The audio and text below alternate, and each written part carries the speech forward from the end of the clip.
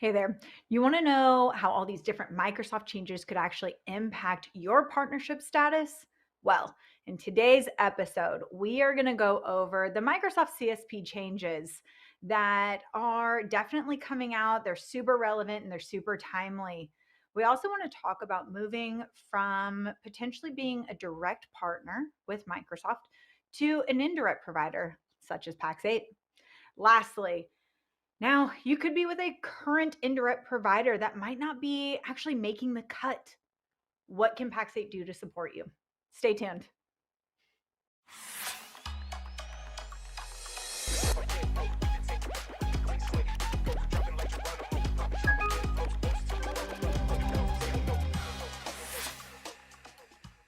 Hey, everybody, I'm Kristen Fehrenbach, and I lead the global partnership here at Pax8 with Microsoft.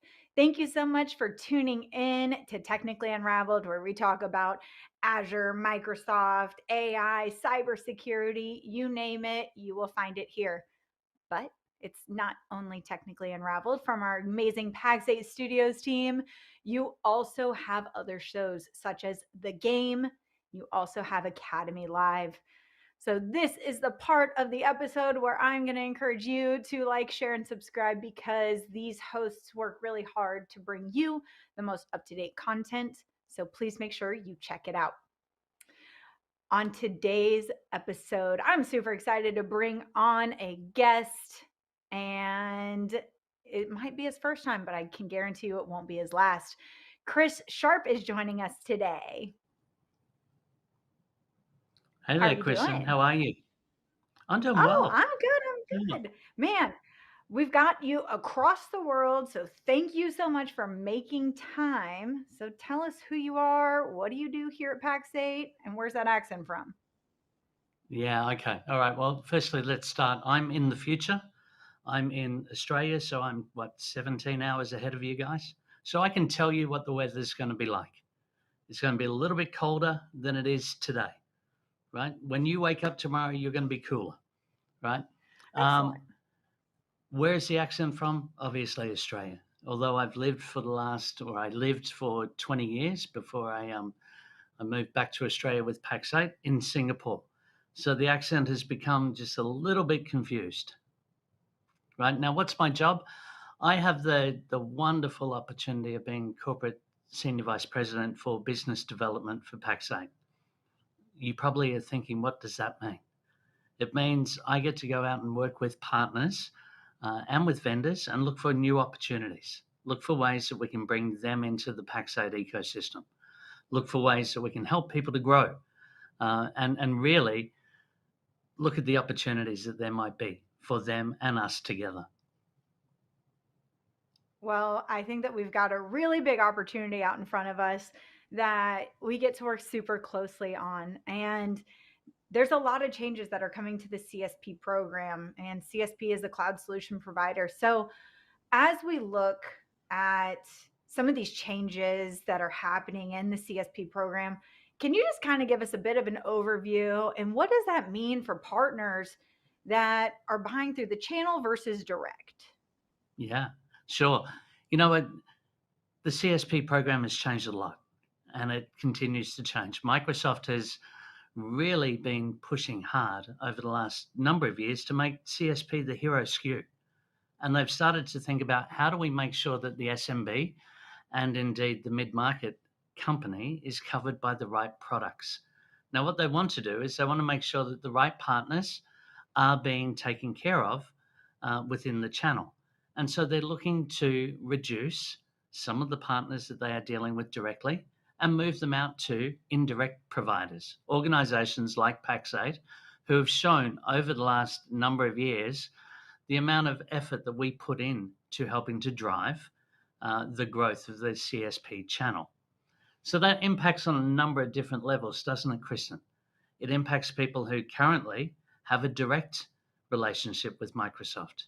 It also impacts some of these other distributors who are in the market. And so Microsoft announced these changes. They became effective at the beginning of October. And we're really starting to see the changes happening right now in the market. We sure are. So, And I mean, like, there's a lot to unpack here. So I think the first thing when that slide comes up, I'm like, wow, $1 million revenue threshold for direct. So talk to me a little bit about that, because Yeah. that's going to be an impact. Yeah, it's a really big impact. Previously, to have a direct relationship with Microsoft, you really needed to hit about $300,000 a year in transaction with them, right? Now, what does that mean?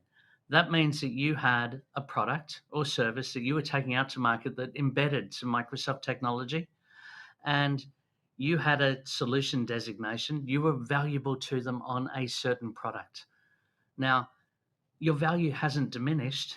It's just that Microsoft has so many of these partners now that they need to help them to get the service that they need. Now, those solution partners need to come out and work with an indirect provider who is designed to help them.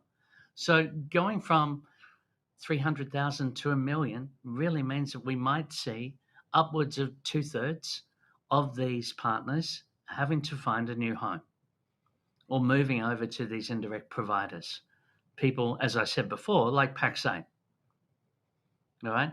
Now, it also means that they also have to have or continue to have their solution designations, Kristen, right? You can't be a direct provider unless you have something that is really important and really makes a difference between you and others in the Microsoft world. And so their managed partner list will change in the way that it's designed and put together. And so there will be an opportunity for us and others to help these partners to grow even more. I mean, that's what the channel's about. It's an It is. ecosystem and it's meant to support. So I definitely think that Pax8 is positioned very well to be able to support some of these transitions. But I mean, what's the rationale? Like, there's a lot that's going on, right? Like, we've moved to NCE. I said it, don't come for Hmm. me. We've moved to NCE, but like, why right now? And I mean, is this related to maybe security and business maturity? Like, what are your thoughts? Well, I think the security is always going to be an incredible piece of everything that we're doing. We, as an organization, have spent so long trying to make sure that security is front and center in everything that we do. Think about the great people that you've had the opportunity to have on this show. People like Matt Lee and Moisten Thomas and others who are just security superstars who sit there and talk about the value of security to our partners. Microsoft knows that their partners need to raise their game because there are so many threats out there in the market. And so the only way that you're going to get to AI is to make sure that you have a really secure environment as an organization. So right now is the time for us to really focus on those things. Why do we focus on it? Or as an organization, how do we focus on it? We do some amazing things around this thing called guided growth, and I'm sure we're going to talk about that a little bit later. Um, but just as a little piece for people who maybe haven't heard about it, our guided growth program is us helping you as partners go through a number of steps and drive your knowledge from, let's say, um, rudimentary all the way through to expert. And we give you plans and we give you playbooks and we give you ways to assess where you are on that journey and help you to move forward. I'm such a fan of our guided growth program, so I love it. I think that, when we look at these, I think Microsoft's also realized that they can't manage all of these accounts and they can't manage them No. to the level that an indirect provider could. Whereas, you would have a typical account executive and all these people at Microsoft, that landscape has changed, but it hasn't in our world. So now, these partners are able to come and get these full account teams with experts and all of this really cool stuff, which is such a benefit to their business. So, I mean, when you think about this, the partners who aren't meeting maybe these new direct requirements, what are the options? Like, what are we really looking at? Yeah, so it's a challenge. If you're a partner who is not going to make the thresholds, then you need to look for some of those services that really help you to grow, right? You need an organization that can put together go to market services with you. You need an organization that sits down and thinks about each of Microsoft's different clouds and helps you on the journey around those. Account management, as you said, is incredibly important. And I don't think that there are enough um, account managers in the Microsoft world to take care of all the partners in the right way. Account management isn't just, can we have a QBR? Can we sit down and see how your scorecard is going? It's really about, how can I help you to grow? How can I help you to look for that next practice that you might build? How can I sit there with you and look for, what's the opportunities? Where's the dollars that you're leaving on the table? And that's an incredibly important part of what we provide when we think about how we help our partners to grow. I think that for a direct provider or a direct reseller who is coming over to an indirect provider, they need to find an organization that has a marketplace that is incredibly strong. They need a platform that has the technology to provision instantly their licenses.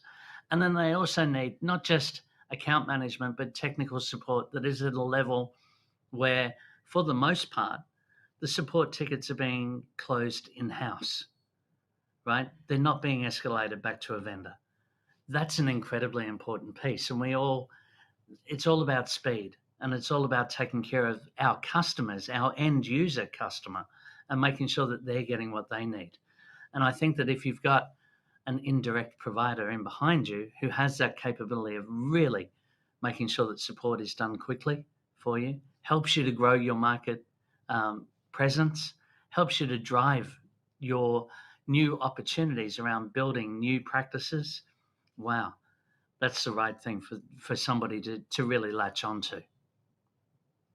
I couldn't agree more. And I love that you're talking about support because we've got an incredible support team here. And I We don't have. know if they get enough of the light shining on them as they truly deserve. So, big shout out to that team. When these direct partners, one of the new requirements, Chris, that was up on that first slide is they've got to have a direct support contract. And Yeah. then you're saying that we've got 24-hour support. So, talk to me a little bit about that and what does that mean? Yeah. Well, honestly, it means that the direct partner doesn't need to have that support contract with Microsoft. It means you can lean into the relationship that you have with Pax8.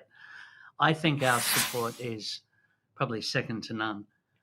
Having been involved in building out a number of different organizations, and now having been involved in building out some of our support centers together with the rest of the team here, I see the talent that we've hired, and I see the number of tickets that we handle every single month on behalf of our partners, and the hundreds of thousands of end user customers that they have.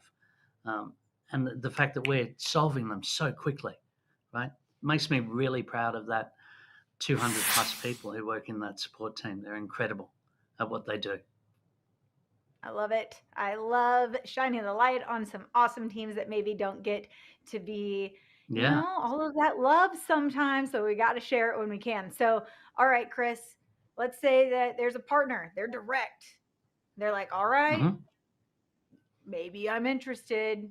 The line has been set, it's already out there. Talk to me about what the onboarding process would be like for a partner that's maybe moving from direct to Pax8.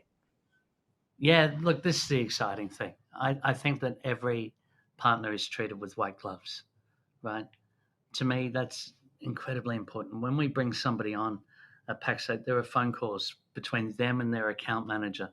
There are teams that are set up to surround them, to basically make sure that they're ready. We spend the time to make sure that they understand this platform of ours, our marketplace, and all the things that we can provide to them, not just their Microsoft licensing, but what their bill will look like, the other products that are available to them. We really lean into that, and we make sure that we are there for them. It doesn't, as I said before, it doesn't just mean that we're going to do QBRs or monthly reviews and see how you're going against a scorecard. You have real people caring about growing your business. Um, I'm incredibly proud of the team that we have all around the world, and the way that they take care of their partners, and they look at growing them on a journey. And I'm sure, Kristen, you've spoken about our Voyager Alliance program before and how Sure have. we talk about our partners and we grow them from being an alliance member all the way through to being a galactic member. Um, we do that. We get as proud of the moments when we're taking somebody from one tier to the next as that partner does. And to me, it's an incredible partnership. I think the directs need to be looking at a couple of things as they're looking at this journey. One, would an indirect have the support levels that I need so that I'm never having to really rely upon somebody else to do some things, right? So there's support, technical support. There is the does the direct or the indirect provider have the go to market expertise that helps me to think about a new practice, helps me to go from selling modern work into really driving into an Azure environment, into a data and AI, um, basically building out a whole new practice. The next thing that I would be looking at in that is, do they have professional services that could align behind me and help me on that transition? Because there's a lot of licenses possibly that I need to move from Microsoft over to this indirect provider, and can they help me with that change, right? All of these things are things that if you were sitting there with a tick the box little thing, you could be saying, yes, Pax8 does that. Yes, Pax8 does that. And so to me, they're the things that I would be looking for if I was running a direct. I love it. I love it. And so another thing that we touched briefly on was the Pax8 marketplace. And so I want to Sure. go a little bit deeper into this because another team that I love to talk about is our product and engineering because they're incredible. Now, our Pax8 marketplace is going to help partners manage subscriptions, integrations, operations. They've got so many different things, Chris. So give me just Yeah. kind of some of your highlights. I mean, there's more than just co-terming, right? Like, what do you Oh, think? yeah. Yeah. Look, our marketplace to me, look, I've been around. Look at the grey hair or lack of hair. I've been around for a while. So I've seen a lot of people trying to build marketplaces. I love the Pax8 marketplace and I really enjoy the experience that we are building for our partners. You're right, Chris, and our P&E team are pretty incredible. Um, they are pulling together an environment. We've got over 130 different vendors inside the marketplace at the moment, right? And we're taking care of millions, tens of millions of subscriptions, millions of end user customers, right? So individual licenses, ridiculous numbers that go through this platform every single month, every single week, and that to me is amazing. Um, the things that I love around marketplace, I love the concept of a storefront. I love the ability for our partners to set up an environment where their customers can log in and their customers can purchase product immediately from them and transact. I also love Opportunity Explorer and making sure that as we think about the different parts of the stack that might be put together, that there is something that is guiding a partner on this might be your next logical product to take out to your customer. We all need little fairies who can come along and show us, or little elves, or whatever you want. People who can give you a roadmap, right? Where is the treasure buried? Right? I love the fact that with our Opportunity Explorer, we're showing you where this treasure is, and you can go after it, right? And we make it real for you around all sorts of different pieces of the stack. Hmm. All right. Line is You've never set. heard them called fairies, have you? The I, P&E I, team and I their was, you went opportunity. from fairies. I went leprechauns, but I think we're in the Yeah, same okay. realm. Yeah, same realm. Excellent. So now, we've talked about the marketplace. We've talked about over 130 vendors, right? So, what is the Yeah, benefit of transacting multiple vendors in a singular marketplace for a partner if they're really thinking about it? I mean, they might have the direct relationship with Microsoft now, but yeah, they probably have other things in their stack. So, what is the benefit sure. of all of it being together? You know what? It gets really confusing, doesn't it? When you're getting bills from all sorts of different people and they're coming in on different days of the month and Some of them come in this format and some come in a different format, and all the rest of those things becomes really challenging. And I would hate to be the accounts payable clerk in any of our MSPs if I'm getting it from a whole series of different vendors. So a single bill, a single pane of glass, a single opportunity to look at things. Having the ability to connect to your PSA, if that's something that you use within your business, it's incredibly important, right? And so 130 different vendors covering multiple categories, there's lots of opportunity here. I couldn't agree more. All right. Another team that I love, our ProServe team. They are top notch, super depth of knowledge, especially at Yeah. Microsoft. Very exciting. What? Why is having access to such a stellar ProServe team going to be impactful for some of these partners? Look, not everyone can build out um, technology teams, right? Technology teams are expensive, right? And part of the way that you differentiate yourself as a partner is by being really, really good at doing certain things. Sometimes it pays to have an organization that can come in and do repeatable things for you and take that away from you so that you can concentrate on being the best at something. So, as a partner, if I'm really good at doing financials, do I want to be the partner that is setting up a modern work environment? Do I want to be building out all the infrastructure in the background to enable me to put my stuff, my secret sauce, my things that make me differentiated from everyone else? No, probably not. So if I can use an organization who is there really to help us to get to light up the license, then surely I should be doing that. It should be the thing that I'm doing, is leveraging these guys. And so we feel that there is an opportunity for us to do the repeatable things for you. We also think that there is an opportunity for us to train not only your teams through them sitting alongside of us and watching what we're doing, but also through the things that we're doing with Academy. And I'm sure Kristen will talk about Academy and some of the things that we do there around teaching people how to do things, I teaching mean, there's the no time. MSP. Like right now is it, Chris. Let's do it. We've got guided All growth. right, well I'm let's super excited. So, talk to me about some of the guided growth programs and what else we do. yeah look. Here is the thing, and when I joined Pax8, what is it, nearly 5 years ago? Wow, how crazy is that? That this little organization has grown to the point that it is now. But in part of the reason that I really loved the Pax8 story was because of this thing that we have called Academy. And Academy really is teaching people how to be not only technically proficient, but how to be business proficient, how to find efficiencies in the way that they do things. We coach organizations, and people should go to the Academy pages and see what we have available to you. But we coach people down to um, how do I have a liquidity moment, or how do I set myself up for that moment when I get the opportunity to sell my business and all the rest of those things.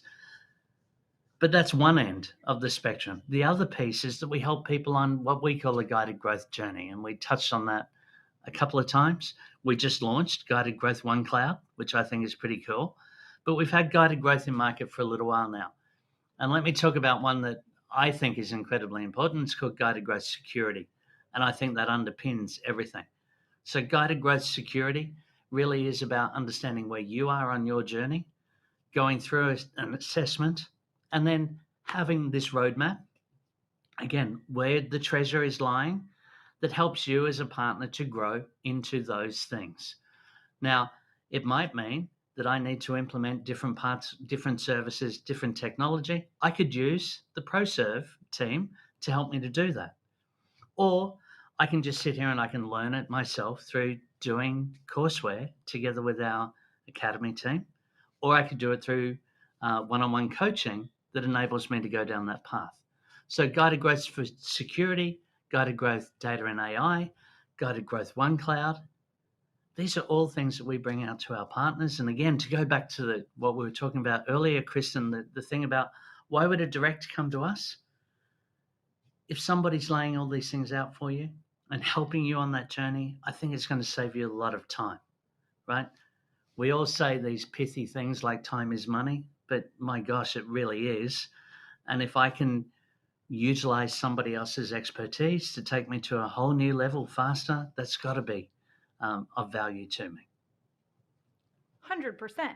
And so we hit on MAICPP a few times. I have to say it slow. The Microsoft AI Cloud Partner Program. And I mean, I know that this helps with funding, incentives, all of that. So talk to me about how do we support partners through that? Because look, I think we're working to make money, right? We want to maximize some of those Yeah. incentives. So talk to me a little bit about it. Well, firstly, to be part of that, you need to have a designation, don't you? Right? And so if we can help you to understand what the path is for you to get those designations, then that's a wonderful thing. If we can help the partner then plan how do they grow, how do they go to market, how do they bring all of this together, then we're going to help you once you've got your designation, you're part of the MAICPP program. Um, how do we help you to tap into things like co-op dollars and make sure that none of that falls away, right? We want partners to be incredibly successful.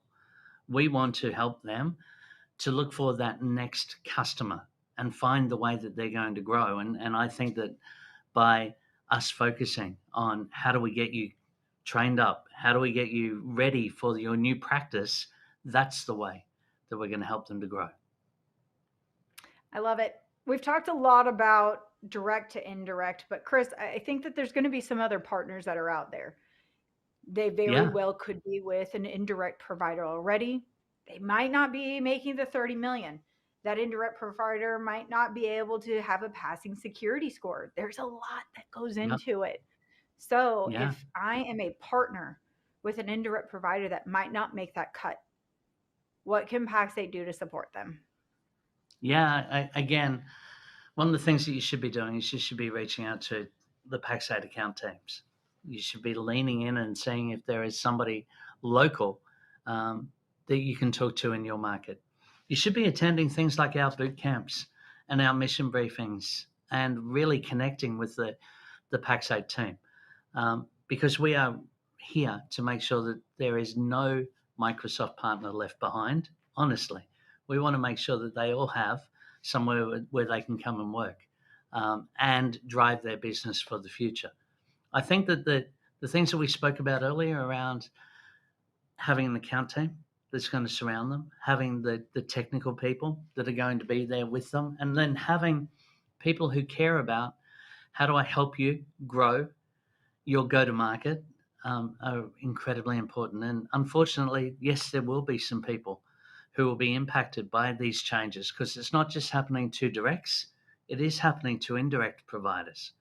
If a disty isn't doing more than $30 million a year, they're not going to be here at that point. And so we need to make sure that there is a good, safe transition for them. To meet that, we've got some migration tools that help you to move your subscription from one organization to the next. And we are more than happy to sit down and help you through that. Um, if people really want to, they can reach out to me. But I'm sure they'd rather talk to somebody who speaks their own language or without this weird Australian accent. So reach out to your local account teams would be the best answer, wouldn't it? I like it. They're going to be calling you for lottery numbers since you live in the future, as you Sure. so said. Yeah. So I think that's reasonable. But I mean, Chris, this time always goes so quick on this show. But before we go, what is just a key takeaway that you would have for partners that could be impacted either way? Yeah. Look, I think the biggest thing is just to trust in the process. There are people who are out there who are going to be um, trying to do some things maybe that aren't quite as safe. So just trust it. Go with, spend your time working with account teams. Spend your time understanding the organizations that are around. Make sure that you are choosing an indirect provider who has incredible support, who has professional services that they can line up for you, has um, an academy style business, someone who can train you, somebody who can help you to think about what is your next practice, what is your next logical area that you might be trying to build. And also make sure that they have a platform, a marketplace that enables you to drive everything that you need. And in the future, have the ability for you to sell your products to customers through that one marketplace. I think that's the way that I would be thinking. If I was an MSP, if I was a direct partner, if I was an ISV, I'm looking for the place where I can not only have my needs taken care of and my customers' needs, but also have the ability to me resell through that platform over time. I love it. I couldn't have said it better myself. Chris, I know that you are an ocean away. So I want to say thank you so much for taking the time and jumping on today to talk to all of our partners. No problem. Loved it. Thank you. All righty. Well, I said it. We're going to have Chris on again because that was a great conversation. I know we covered so much content. I would encourage you to reach out to Pax8. Let us help guide. I know that you could potentially have a lot of questions.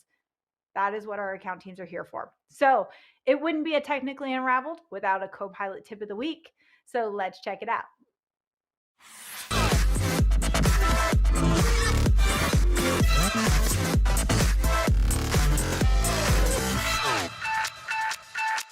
Getting a needs review label on your Copilot agent? Let's fix that. Hey, it's Willis, and this week's Copilot tip of the week is all about how to fix common protection issues in your agents. Needs review. Here's why. If your agent protection status says needs review, the issue is usually one of three categories: authentication, policies, or content moderation. Let's break each one down and show you how to fix it. Authentication. This means your agent might be public when it should require a login. To fix it, go to Settings, Security, Authentication. Then choose a secure method, like an Azure Active Directory login. Policies. If your organization has rules like blocking certain connectors or data sharing, your agent might be violating them. To fix it, click Review Errors under Policies, or head to the Power Platform Admin Center to update the policy. Content moderation. This one's more about tone and safety. To adjust it, go to Settings, Generative AI, Content Moderation, and use the slider to raise or lower the sensitivity. Next time your agent says needs review, don't panic. Just follow the clues and fix it fast. That's your Copilot tip of the week. See you next time.